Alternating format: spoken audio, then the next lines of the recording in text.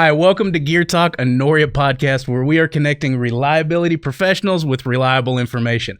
Now, I'm excited today because we got Bennett Fitch, you're our Chief Strategy Officer here at Noria, and we're going to be talking about innovation in lubrication programs. You know, what are some of the exciting innovations out there? Why do people need to innovate or, change in their lubrication programs? And why do some people, resist that?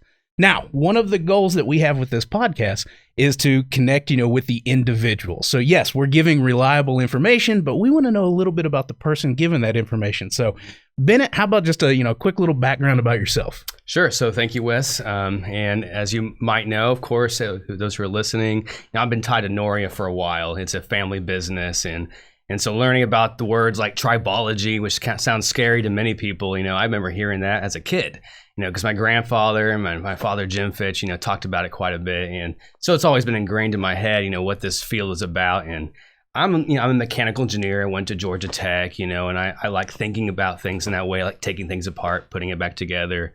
Even my son, 6 years old, is, loving the idea of building things. And I love that experience with him.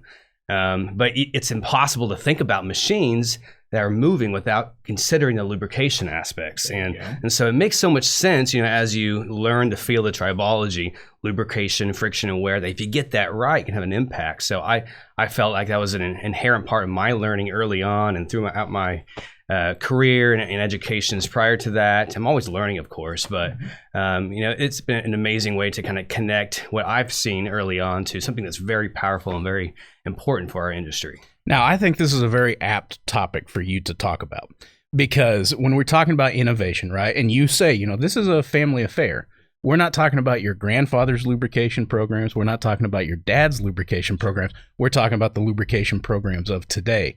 So let's dive in here. When it comes to lubrication programs of today, of course, we see them across a spectrum, right? What do you think are some of the hallmarks? Like, what are some of the things that makes someone's lubrication program innovative or stay current with what's going on in the industry? Well, I think you got to think about, what causes anything to change or people to innovate over time. Other industries, other areas of our world, we see a lot of things occurring. Where do people spend their time? Why do they want to focus on this, focus on that? Sometimes they just aspire to do things a certain way, and because it's interesting, it's a cool topic, people talk about it all the time. Lubrication isn't really that way. Sometimes people get into it, but not so much. But usually it's tied to something related to profitability, or a crisis. These are the things that are often tied to change in general. So what's going to be an opportunity for thinking about today's current lubrication programs? Well, we have to really be pushing the needle on that and thinking, is it going to be tied to technology with connectivity to the cloud? We see a lot of those things with us being in that digital age and fourth industrial revolution, where there's a lot of big data connectivity. Well, where's lubrication fit with all that? We see a lot of technologies with that. But it's impossible to think about lubrication without the messy aspects. You get your hands oil and grease all over it. It's an inevitable part of all of this. So where does that really play into having a technology connected to the cloud and everything really helping you out there? It's the dichotomy of sorts, right? It's yes, it is somewhat messy. It can be, right? It's a dirty job, but it's also something that is so crucial to reliability and requires a level of sophistication. I remember I was in a plant I think it was in Waco, Texas, and the lube tech had a sticker on his toolbox that said, "It ain't easy being greasy." And I loved it, right? I mean, it's great, but I think that dichotomy is a very interesting place to go, because you can't ever go away from the blocking and tackling of lubrication, right? The actual application of it. But there's the management aspects of it. There is the connectivity aspects of it. So what do you think? Where are people missing the boat? What do we need to do here in order to maybe evolve this? Or when you're going out into the field and helping people change their lubrication program, what are the things you look at? I think you did a great job at kind of pitching that the right way, because you have to combine a few things. Realize that lubrication is going to be a hands-on, get your hands into the machines and working on the lubricants with it. But also there's opportunities to leverage technology the right way. So sometimes you may have management come in wanting to use a technology to make things more automatic, such as a automatic lubrication or single point lubricator, Sure. automatically applying Greaser or lubricant. something. Correct. But what happens when you add a really good single point lubricator to add grease to a bearing over time? Well, it removes the person from it, right? It could be complacency. It could lead to complacency, the thought, the false perception that you don't have to do anything anymore. But then you forget that there was benefits when someone walked up to that every day and put some eyes on it, inspecting it. So you have to also consider from those who are doing those tasks every day, what is the value that's really there when you're actually lubricating those machines, and then combine that with today's technologies. One of the things people think about when they see what could be on the horizon with even in the fifth industrial revolution, they think about the harmonious interactions between machines and humans. Sure. And so how can we better kind of leverage what the strengths are of both sides? And that's where I really think as we get closer to that, lubrications technology and innovation in lubrication is going to take off. Because we'll realize that we can't completely remove the person aspects. There is a need there, but we can really integrate the observations of condition monitoring and the way we analyze the data, the big data aspects, and then making it more optimized with our daily activities, using the right tools, using the right management systems, lubrication management systems, so that when we are at the machine, we're not confused. Sure. When I'm in the plant, when you're in the plant, when we're working with maintenance techs, lubrication techs, they want to do the right thing. Absolutely. I don't know that I've ever run across anyone that maliciously is doing the wrong thing. Correct. Right. So if it's just a matter of helping them know what the right activities are, and then making certain things that really should be automated more, maybe it's the computer side of things and managing the data, or some aspects of the actual machine with how lubricant's applied. There are some benefits there, but it doesn't mean you completely remove the human. Okay. So I hear what you're saying, and we're going to circle back to this, but I want to get one thing, from you. You're going to go into a plant. You're going to tell them there's a better way to do things. Maybe there's an easier way to do things. And immediately you're going to get hit with, why do we need to change? We've been doing it this way for who knows how many years. What's your response to that? Well, you have to create some parity to other things that exist in our world, where we don't use cell phone. We don't use cell phones now like we didn't. We had landlines in the past. So we've changed in those ways, and other areas have changed. We've made things better. Just because it was effective, the way we were successful 10 years ago, 20 years ago, doesn't mean it's going to be the way we're going to be successful now and 10 years from now. Sure. So if you look at how lubrication practices played a role for decades, really, It seemed like no problem. Let's just change out the oil, change out the grease. It's not going to impact. If we spend a little extra money there, if we just do those activities. But every year that goes by, the cost of those activities, the lubricant itself, are going up and up and up. So if you're talking to management, just simply look at the cost of the lubricant. Cost of the status quo, almost, right, of our practices.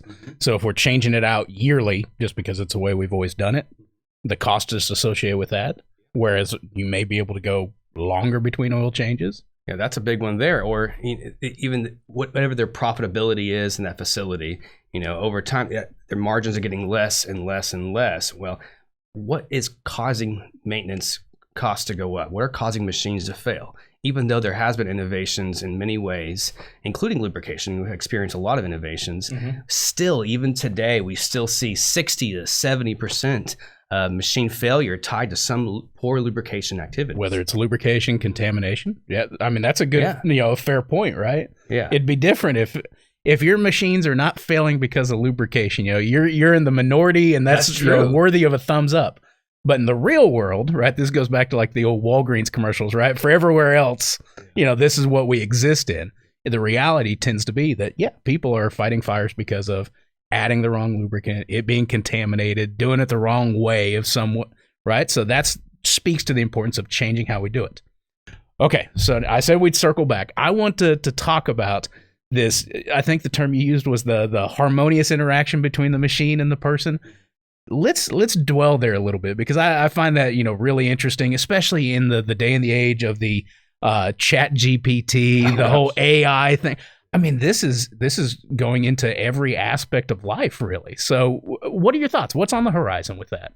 Well, there are definitely proven ways in which the observation of data using AI, using the connectivity of different sensors has provided benefits. We've seen it across a lot of industries, but even in the plants that we go to, we see the machines potentially experiencing failure and alerting that to the cloud and bringing it back to an end user. Even though that data is being picked up, if it's not being properly acted upon, then it doesn't really matter. Yeah. And I talk about that all the time with oil analysis courses. There's no point in doing oil analysis if you don't take action of the data. There you go. There's no point in doing any of that if you don't have confidence in your data to communicate that to your operators and your maintenance tech to do these next steps. There you go. And so same thing with any changes with lubrication. Let's get some good data. Let's have the AI, the way data is collected and gathering that across not just your plant, but across other plants that have similar equipment. That network is a way of analyzing things and providing confidence that what you're about to recommend or about to act upon is truly a good idea. Do you believe that some facilities are not ready for that? That they still need to improve fundamentally what they're doing before they work? I use football analogies with everything. They need to block and tackle before they worry about running the sprint option. I mean, is that fair? Correct. Yeah. You have to be very smart about what your list of things you're going to tackle. And we go to do an assessment, a lubrication assessment. Sometimes we say, okay, don't even bother with any of this right now. We just got to keep things clean. We just got to do the basics of keeping machines from being torn apart because the contaminants are piling all over. I'm surprised, the machine's even still able to, or the plant is even able to stay viable because of how much, chaos is going on. But sometimes it's even just the management of people's activities, getting enough people, enough staff to do the right things. That can be challenging, especially in today's day where, hiring the right people can be a challenge. Labor market and everything else, which we have a podcast about. Oh, do you? Trades and everything else. Great. Now, so let's talk about the more sophisticated lubrication programs of, the ones that may be ready for that AI, for that machine learning. Where do you see that being success? If we're talking about, you remember the hype curve, right? There's the big peak, right, of, this is going to change the world. And then what do they call it? The trough of disillusionment and then reality of implementation. Yeah. So, I mean, what do you think? What is that hype curve? Are we at the peak of it? Are we in the implementation aspect? I mean, or are we in this trough of disillusionment? Yeah, that's a really good question. And I think I've always observed the innovations associated to lubrication as happening almost years afterwards. Other industries, other technologies are experiencing a change. Vibration sensors, something like that. Yeah, what you're saying? Sure, or even just the way sensors and the analysis of the data to make action. We see other industries kind of acting upon that very quickly. It's almost now that we're saying, okay, where does that apply to lubrication? I think the lubrication programs and the technology behind it benefit from that. Sure. Because we can see where things worked and didn't work. But sensors have been around for a long time. Oh, sure. So it's not that the technology isn't there. It's how you use those sensors, the way you're building confidence, like I said earlier, with that data to take the right action. So it's more about being serious about the management systems that look at that data, providing that feedback to the right person, so that when we see these trends of machines experiencing whether it is vibration or changes in the oil analysis data, that it really means that this is happening in the future. And it's reminding ourselves that it's not just what we see and can be more intuitively understanding that matters. It's sometimes what we can't see. Sure. People can relate to vibration. People can relate to thermography. Those are things that our own senses, are acting as well in identifying an issue with a machine. The machine vibrating more and getting hot, that makes sense. All of it is very intuitive. But what happens when a lubricant starts to experience contaminant ingression and it starts to damage the machine from the inside, and we don't see anything, and everything about the contaminants getting in there are invisible to us? Sure. We have to be ready to think in ways that are non-intuitive. And there's a lot of non-intuitive truths with lubrication that are hard to get to that point unless you go through some proper training. And I mean, one that you mentioned, right? The stuff that you can't see is more damaging than the stuff you can see, right? I mean, that's one of those, it's not as intuitive as you think it is. So innovation with lubrication programs is, as far as I can tell, is going to be tied to just simply educating people the right way. Okay. Simply because there are things that are not going to be natural for people to understand unless they just kind of see the science behind it. And that may be the initial aspect, but for some, it's going to be innovation is going to require tools, processes, some sort of change on how they manage it. Yeah, a combination of all that. So when you actually start learning about why something is important, which I know there's probably several people listening to this, I really get it with the nuances of lubrication, doesn't mean there's the right tools there to solve the problems. That's right. And we see that every day at Noria because, of course, that's our world. And certain programs are trying to help solve those needs, but you have to have a program that's designed for lubrication. When I say program, I'm talking about maybe someone trying to use a CMMS program to manage all of their lubrication work or something. This goes back just the other day when I was giving you grief. You were nailing a nail into the wall, and the only thing you could find was a socket wrench, right, to do it. But that's a good analogy for it, right? I mean, when all else fails, everything's a hammer, right? That's true. But I mean, if we're talking about our CMMS, right? Some people treat it it's a socket wrench, but they treat it as a hammer and try to cram lubrication into it, and it doesn't work that way, or maybe it works in a pinch, but realistically, there's a better way to handle it. Or the CMMS program is excellent for a wide variety of activities, and it's decided by those who are needing that kind of tool, the higher management that sees the overall maintenance management of everything, including work order completion, KPIs. When it gets down to actually doing the work, the needed information to perform lubrication correctly, sometimes it falls a little bit short, and those people who are doing those tasks don't have that decision power to decide where that can help. But that's vastly changed. We've seen programs, for example, like Lube PM. That's a lubrication management system that's designed in connecting to CMMS the right way, but providing the right tools, the right information, even the right education while they're performing the task to know if they're doing it the right way or not. And I think that can go a long way. So it's, lubrication has almost an archaic way of thinking with, like I talked about at the beginning, with just basic buckling, tackling of lubrication that needs. But at the same time, we forget what the important areas are, and a lot of things are not intuitive. So let's connect the dots there, teach people how to do things the right way, inspect machines the right way, apply the right grease, the right oil, why it's important to apply that lubricant versus the other, the effects of that. There's a lot of unknowns there.